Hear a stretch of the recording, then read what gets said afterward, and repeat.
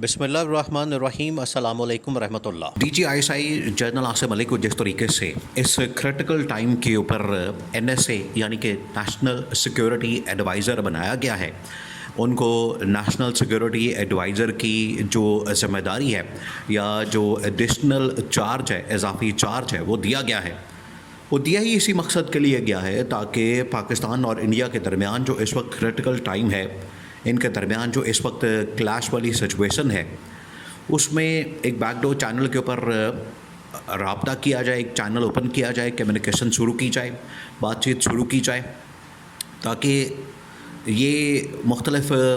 जो ऑप्शन इस्तेमाल करने के हवाले से, जंगी ऑप्शन इस्तेमाल करने के हवाले से जो बात होती है, डिस्कशन होती है, उसको थोड़ा सा कम किया जाए, मामलात को, हालात को काम डाउन किया जाए, कंट्रोल किया जाए, चीज़ों को कूल डाउन किया जाए और दोनों के दरमियान जो जंगी सूरत हाल, वैसे तो देखिए अब इस हफ़्ते के अंदर तो चीज़ें काफ़ी नॉर्मल लग रही हैं और जो इंडिया की जानिब से हरकतें करनी थी, होनी थी, वो तो हो चुकी हैं। उसने जो अटैम्प्ट्स करनी थी वो तो हो चुकी हैं, क्योंकि संडे की रात को एक और अटैम्प्ट की गई जिसको नाकाम कर दिया गया। तो ये पिछले हफ्ते भी और हफ्ते और संडे की रात को जो दरमियानी उसकी रात है, मिडनाइट, उस वक्त भी एक हमले की कोशिश की गई जिसको नाकाम बना दिया गया है। तो अब ये जितनी अटैम्प्ट्स की गई है, इंडिया ने जितनी अटैम्प्ट्स की है वो तो सारी फारग हो गई, उसमें तो इंडिया कामयाब नहीं हो सका। अब इस वजह से बैकडोर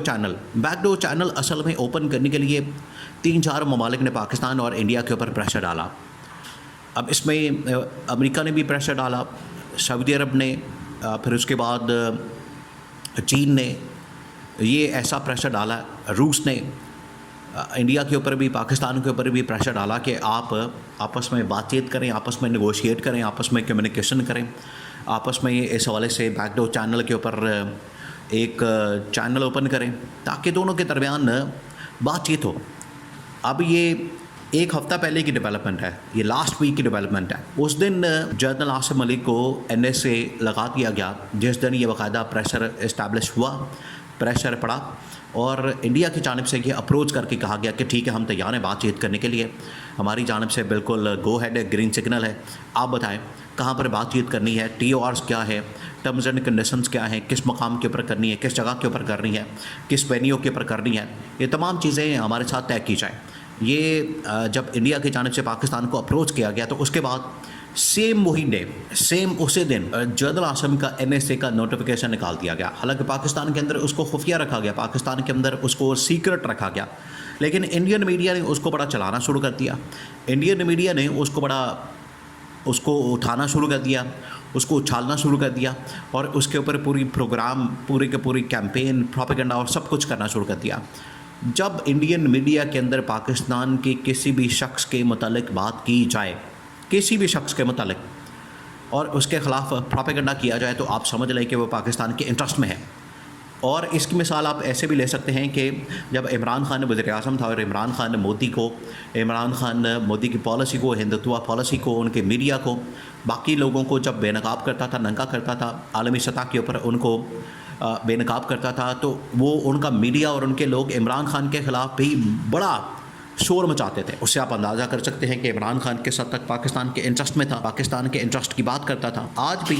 भी उनकी जानिब से जब DGISI को नामज़द किया गया, NSA लगाया गया, उनको अपॉइंट किया गया, उसके ऊपर इंडियन मीडिया ने बड़ा शोर मचाया, उसके ऊपर इंडियन मीडिया ने बड़ा रौला डाला, उसके ऊपर इंडियन मीडिया ने बड़ी चीखो पुकार की और इंटरनेशनली उसको हाईलाइट करने की कोशिश की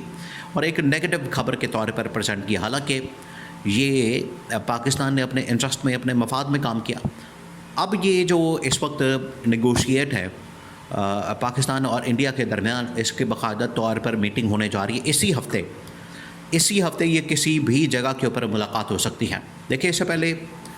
इमरान खान के दौर में जनरल फैज़ हमीद और अजीत डोवल के दरमियान जब राब्ते हुए, इनके दरमियान जब कम्युनिकेशन और ये सीज़ फायर के हवाले से मामला तय पाए, तो जनरल फैज़ हमीद उस वक्त DGISI थे और अजीत डोवल के साथ ये जो मुलाकातें होती थी, ये असल में दुबई में मुलाकातें होती थी और दुबई के अंदर ये सारी मुलाकातें, मीटिंग्स और वहाँ पर इजलास होते थे और फिर वहाँ पर कम्युनिकेशन होती थी, वहाँ पर इनके आपस में एक दूसरे के साथ बातचीत होती थी, तबादला ख्याल किया जाता था और आपस में डॉक्यूमेंट्स वगैरह और तमाम चीज़ें, फिर अल्टीमेटली ये इनके दरमियान एक सीज़ फायर हो गया जो कि LOC के ऊपर किया गया था। आजकल आपको पता है कि इंडिया की जानिब से LOC के ऊपर ही सबसे ज़्यादा सीज़ फायर की खिलाफ वर्जियाँ की जा रही है। उनको इंडिया ने ये बड़ा शोर मचाया, इंडिया ने ये वहाँ पर काफ़ी ज़्यादा इसके ऊपर बात की। वहाँ के फ़ौजी जर्नलों ने, रिटायर्ड फ़ौजियों ने वो कहा कि आप सबसे पहले तो सीज़ फायर ख़त्म करें और वहाँ पर आप हमला करें। तो इंडिया की जानिब से वहाँ से हमला किया गया, इंडिया ने वहाँ से हमला किया। तो सीज़ फायर पहला वो माहिदा है जो कि इंडिया ने तोड़ा। बाकी हालांकि उसने और भी माहदे तोड़े, इसने सिंतास माहिदा, शिमला माहिदा, बाकी माहदे वो भी तोड़ने की बात की, लेकिन वो क्योंकि एक इंटरनेशनल ऐसा एग्रीमेंट है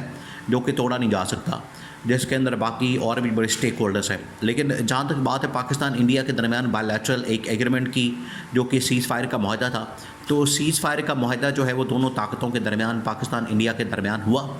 और इसको तोड़ दिया गया। अब इस हफ़्ते किसी भी दिन, अगले हो सकता है एक दिन के अंदर या 2 दिन के अंदर, किसी वक्त भी ये मुलाकात जनरल आसिम DGI और उनका जो नेशनल सिक्योरिटी एडवाइज़र है अजीत डोवल, उसके दरमियान हो सकती है। ये या तो न्यूट्रल वेन्यू के ऊपर हो सकती है या किसी ऐसे मकाम के ऊपर हो सकती है, जगह के ऊपर हो सकती है कि जो रिपोर्ट ना हो सके, जो बड़ा खुफिया हो, जो बड़ा कॉन्फिडेंशियल हो, बड़ा टॉप लेवल का सीक्रेट वेन्यू हो, जगह हो, कोई होटल हो, कमरा हो, वहाँ पर ये मुलाकात हो जाए, वहाँ पर मीटिंग हो जाए और वहाँ पर इस हवाले से ये मुलाकात